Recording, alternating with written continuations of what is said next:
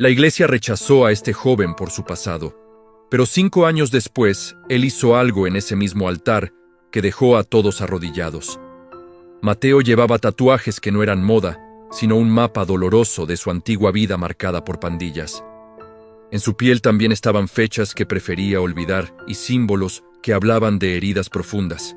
Tras pasar 3 años en prisión, encontró a Dios en la soledad más oscura de su celda. Cuando recuperó su libertad, lo primero que buscó fue una iglesia donde comenzar de nuevo. Eligió la más grande y respetable de la ciudad, conocida como Templo de la Redención. Entró con ropa sencilla, tatuajes visibles y un corazón lleno de esperanza sincera. Pero fue recibido por miradas de sospecha que lo hicieron sentir fuera de lugar. Al terminar el servicio, se acercó al pastor principal para compartir su testimonio. Con una sonrisa tensa, el pastor escuchó su historia de transformación. Luego le puso una mano distante en el hombro y habló con cautela artificial. «Hermano, te agradecemos tu interés en la congregación», comenzó diciendo, «pero creemos que necesitas un tiempo de sanidad interior antes de integrarte aquí». También mencionó que había muchas familias con niños dentro del templo. Dijo que su apariencia y su pasado podrían causar incomodidad en algunos miembros. Le recomendó buscar una iglesia más pequeña y en otro barrio de la ciudad. Las palabras no fueron un rechazo directo, pero sí un golpe brutal al corazón. El mensaje era claro.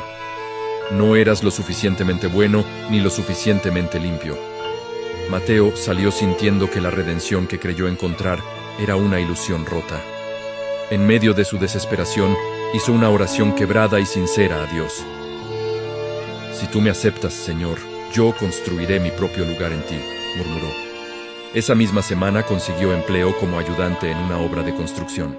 A pesar de vivir en un cuarto diminuto, comenzó a ahorrar cada moneda posible. Pronto se reunió en un parque con otros hombres que también cargaban pasados difíciles. Eran exconvictos, adictos en recuperación y personas descartadas por la sociedad. Bajo un árbol nació un pequeño grupo llamado el Altar del Parque.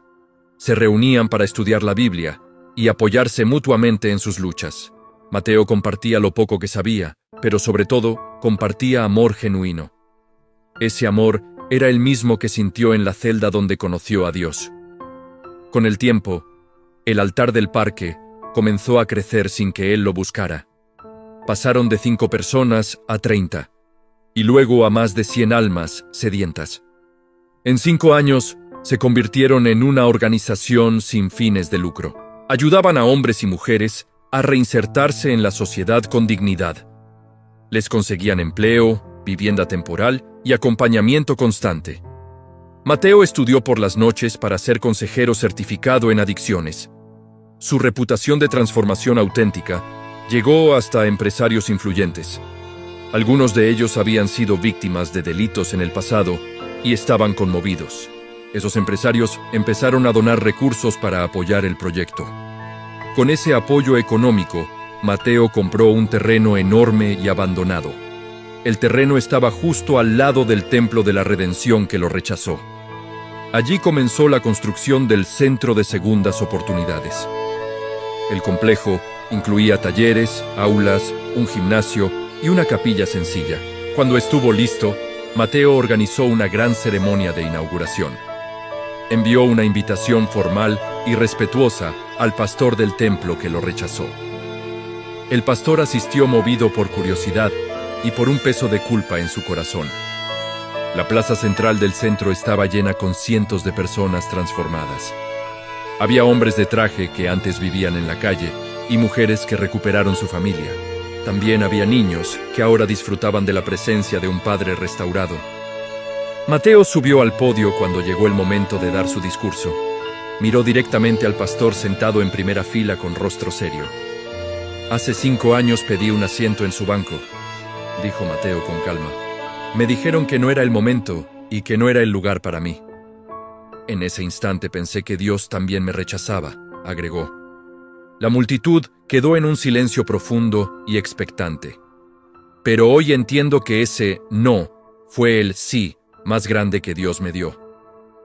Al no darme un asiento, Él me enseñó a construir un banquete para muchos.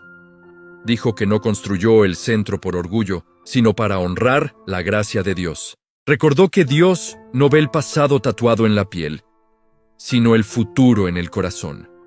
Luego hizo una seña a 2 colaboradores que trajeron un objeto cubierto. Mateo bajó del podio e invitó al pastor a acompañarlo al frente.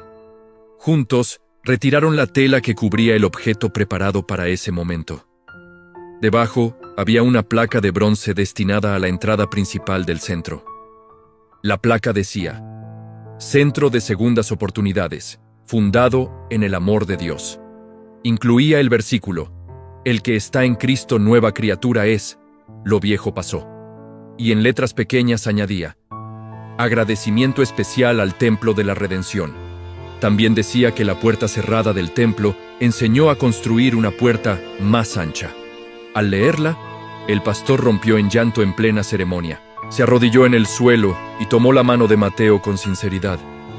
«Perdóname, hermano, yo era quien necesitaba redención», confesó llorando. «Tú tenías a Cristo, yo solo tenía una religión», dijo con voz quebrada. Muchos miembros del templo también se arrodillaron pidiendo perdón. Fue un momento de restauración colectiva que nadie esperaba. Ese día nació una alianza entre ambas comunidades reunidas. Los miembros antiguos del templo comenzaron a servir como voluntarios, y los recién redimidos llevaron su fuego y su testimonio a la iglesia tradicional. La iglesia que se creía perfecta fue transformada por aquellos que llamó imperfectos. Mateo nunca tomó un puesto de liderazgo porque entendía su verdadero llamado. Pero cada año predica en el mismo altar que alguna vez soñó alcanzar. Y el pastor que lo rechazó se sienta en primera fila llorando de gratitud.